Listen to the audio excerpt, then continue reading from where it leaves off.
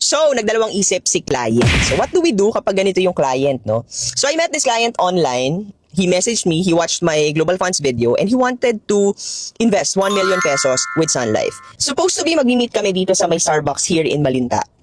But yesterday, the client asked me if I'm really a certified and licensed Sun Life advisor. I understand the worry because in this online world, no, minsan may mga bagay na gusto natin sure tayo. So to address that feeling na nag-worry siya, sabi ko sa kanya to add an extra layer of confidence sa kanya, let's meet at the Sun Life Client Service Center mismo. So we're now here in May Kawayan.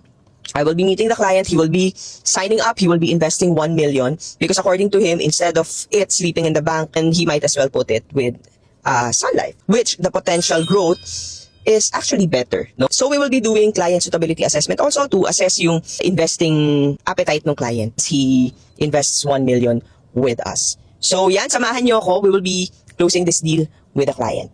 Dito na tayo sa Esperanza Building dito sa May Kawayan. Yan. Bago kami mag-proceed sa anumang investment, ginagawa muna natin yung Client Suitability Assessment or CSA. Dito namin ina-assess yung financial goals ng client, risk appetite ng client, investment horizon, very important, at overall financial situation. Importante to kasi hindi naman lahat ng investments bagay sa lahat ng kliyente.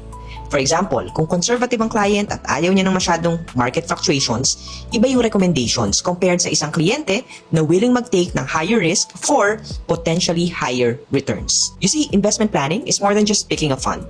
It's really about building a strategy that the client can understand, can trust, and can stay committed over the long term.